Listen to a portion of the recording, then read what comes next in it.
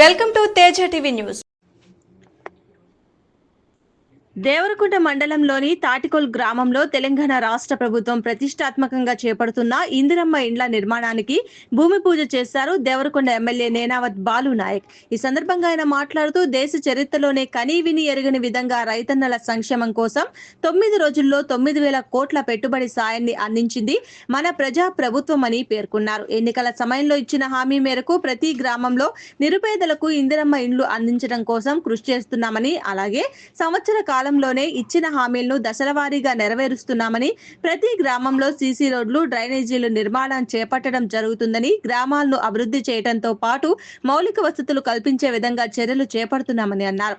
అర్హులైన ప్రతి ఒక్కరికి ఇందిరమ్మ ఇండ్లు ఇచ్చి తీరుతామని హామీ ఇచ్చారు. ఈ కార్యక్రమంలో ప్రజా ప్రతినిధులు, వివిధ అనుబంధ సంఘాల నాయకులు, యువజన కాంగ్రెస్ నాయకులు, మాజీ జెడ్పీటీసీలు, మాజీ ఎంపీపీలు, మాజీ సర్పంచ్లు, మాజీ ఎంపీటీసీలు, మాజీ కోఆప్షన్ సభ్యులు, ఎన్ఎస్యుఏ నాయకులు, వివిధ హోదాల్లో ఉన్న నాయకులు, అధికారులు, లబ్ధిదారులు తదితరులు పాల్గొన్నారు.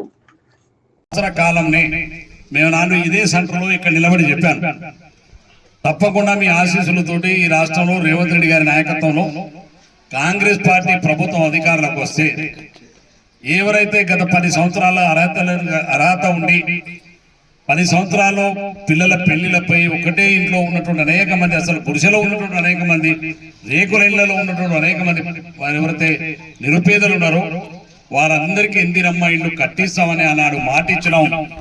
మాట ప్రకారం ఈరోజు ఒక్కొక్క నియోజకవర్గానికి 3,500 ఇందిరమ్మ ఇల్లు చొప్పున ఈ రాష్ట్రంలో 5 లక్షల ఇందిరమ్మ ఇల్లు నిర్మాణం చేయబోతున్నాం ప్రతి సంవత్సరం అని చెప్పి ఈ సందర్భంగా మనం చెప్తాం. అందులో ఒక్క ఇంటికి 5 లక్షల రూపాయల చొప్పున ఒక్కొక్క ఇంటికి ఇవాళ ప్రభుత్వం ఈ నిర్మాణంలో భాగస్వాములు అవుతుందని చెప్పి కూడా ఈ సందర్భంగా మనం చేస్తా ఉన్నాం.